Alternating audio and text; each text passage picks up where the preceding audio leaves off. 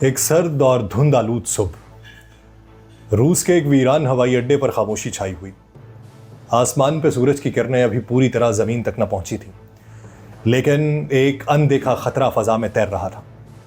आसमान में उड़ने वाले खुदकार परिंदे, जिन्हें इंसानों ने ड्रोन का नाम दिया, आहिस्ता आहिस्ता उन शानदार बमबार तैयारों के गिर्द चक्कर लगाने लगे जो दहाइयों से रूस की ताकत और फख्र की अलामत थे। वो तैयारे जिन्होंने कभी दुश्मनों के दिलों में दहशत बिठाई थी, आज खामोशी से खुले मैदान में खड़े थे, बगैर किसी शेल्टर, बगैर किसी दिफा। गोया किसी ने उनके तहफ़्फ़ुज़ का वादा करके सब कुछ भुला दिया। और फिर एक के बाद एक धमाका, आग, धुआं और एक लम्हे में रूस की फजाई ताकत की गूंज जैसे माजी की बात लगने लगी। यह हमला सिर्फ तैयारों पर नहीं था, ये एक पूरे निज़ाम, एक पूरी सोच और एक तारीखी फख्र पे सवाल था। यह सिर्फ जंग का एक और दिन नहीं था, यह उस ख्वाब का टूटना था जिसमें रूसी फजाइया नाकाबिले तस्खीर समझी जाती थी।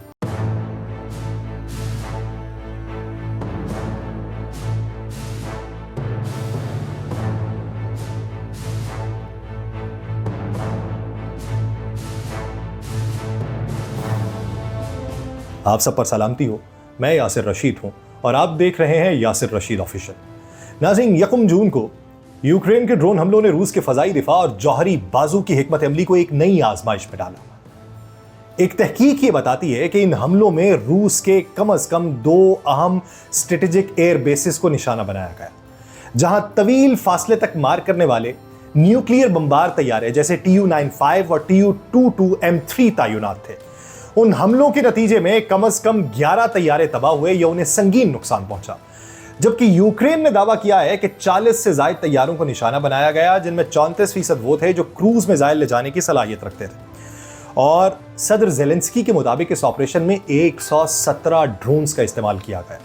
और सबसे हैरत अंगेज पहलू यह था कि इनका ऑपरेशनल मरकज रूसी FSB के हेडक्वार्टर्स के करीब वाक़ था।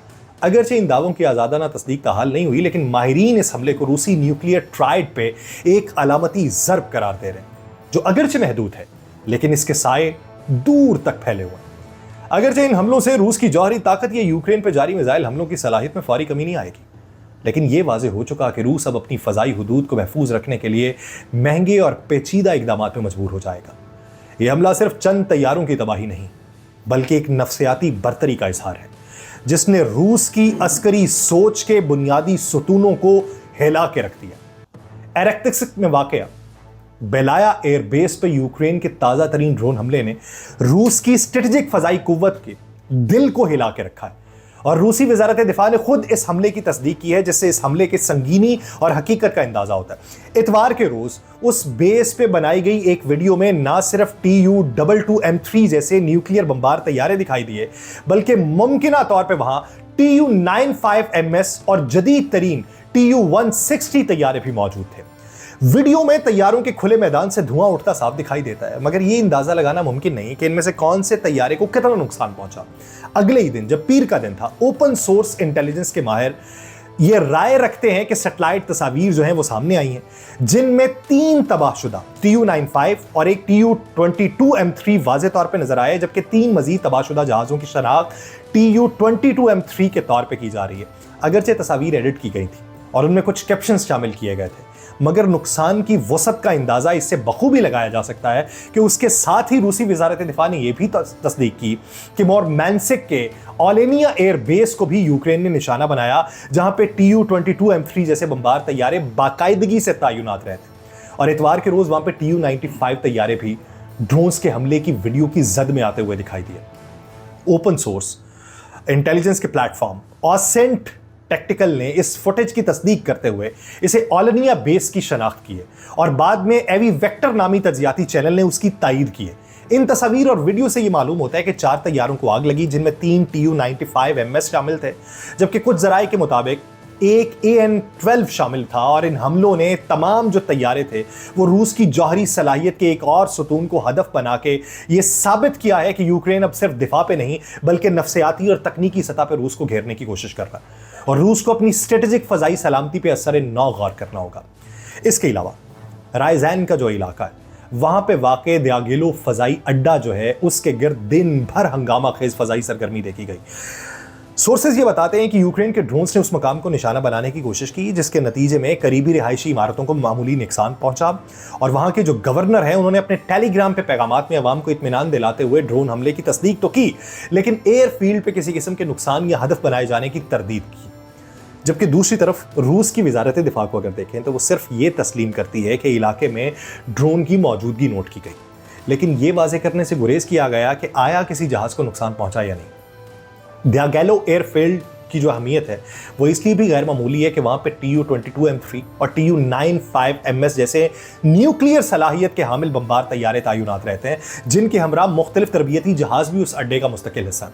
दूसरी जानिब एवानवो जो उसका फजाई अड्डा है वहां पे भी हमले की बाज़गश सुनाई दी, लेकिन वहां पे भी किसी किस्म की वीडियो या तस्वीर जारी नहीं हुई जिससे हमले की शिद्दत या हकीकत का अंदाजा लगाया जाना वो मुश्किल था। सोशल मीडिया पे एक और हदफ के तौर पे सैराटॉफ के एंगल्स 2 एयरफील्ड का नाम लिया गया, जहां रूस के स्ट्रेटेजिक बमबार तैयारे अक्सर तैनात होते हैं, मगर उस दावे की भी कोई ठोस शवाहिद या विजुअल्स सामने नहीं आ सके। इन तमाम इतलात और अफवाहों के दरमियान एक बात वाज़ेह है कि यूक्रेन अब ना सिर्फ मैदान जंग में बल्कि रूस की गहराई में मौजूद हसास और स्ट्रेटेजिक तंसीबात तक अपने हमलों की पहुंच मार रहा है। चाहे वो हमले कामयाब हों या ना हो, उनका नफ्सियाती और सियासी असर जो है वो रूसी क़यादत पे ज़रूर हो रहा है, और मॉस्को जो है वो अपनी जौहरी फ़ज़ाई कुव्वत की हिफाजत के लिए इजाफी इक़दाम करने पर मजबूर होता जा रहा है। वीडियो फुटेज और सेटेलाइट तस्वीर से ये अंदाज़ा लगाया गया है कि हालिया हमलों में रूस के कम अज़ कम 11 से 12 बमबार तैयारे तबाह हुए हैं या बुरी तरह मुतासर हुए हैं, जिनमें 5 या 6 Tu-95MS हैं और मुमकिना तौर पे 5 Tu-22M3 और एक AN-12 शामिल है। इसके अलावा एक और Tu-95MS जो है उसको जुज़वी नुकसान पहुंचने की इत्तला है। इसके अलावा ओपन सोर्स इंटेलिजेंस के माहिर ये बताते हैं कि इन तैयारों में से कोई भी अगर वाकई मुतासर हुआ है तो उसे सर्विस में वापस लाना तकरीबन नामुमकिन है, क्योंकि फौजी हवाबाजी में छोटी से छोटी खराबी को भी बहुत हसास समझा जाता है। ये कोई कार नहीं है कि जिसे मुरम्मत करके आप दोबारा सड़क पे ले आए, क्योंकि फ़ज़ा में मामूली नुक्स भी तबाहकुन साबित होता है, और हवाबाजी के जो उसूल हैं उनके मुताबिक ऐसा कोई भी तैयारा जो किसी भी दर्जे के नुकसान का शिकार हो वो जंगी बेड़े का हिस्सा ही नहीं रहता। 2025 की वर्ल्ड एयर फोर्सेस रिपोर्ट ये बताती है कि रूस के पास जो थे वो 57 के करीब Tu-22M थे और 47 के करीब Tu-95MS थे, जबकि मिलिट्री बैलेंस जो है वो भी दादो शुमार रखते हैं, उसके मुताबिक ये तादाद बिलतरतीब 57 और 58 की थी। Tu-160 जो है ये बमबार तैयारे जो रूस की जौहरी कुव्वत की अलामत समझे जाते हैं, इनकी तादाद 13 बताई गई थी और 3 मजीद तैयारी के मराहिल में थे, जबकि वर्ल्ड एयर फोर्सेस के मुताबिक ये तादाद 15 से 16 हो सकती है, लेकिन इनमें से जो है Tu-160 को नुकसान पहुंचने की कोई इत्तलात नहीं मिली। अब यहां पे 3 Tu-95MS, Tu-160, Tu-22M3 ये तैयारे जौहरी हथियार ले जाने की मुकम्मल सलाहियत रखते हैं। ये बमबार तैयारे अपने मखसूस किरदार की वजह से मिसाइलों के मुकाबले में ज्यादा लचकदार और मुतहर्रिक समझे जाते हैं, क्योंकि इन्हें गैर जौहरी मिशंस में भी इस्तेमाल किया जा सकता है और वो अपने हवाई वजूद की वजह से हमले की सूरत में बेहतर बचाव कर सकते हैं।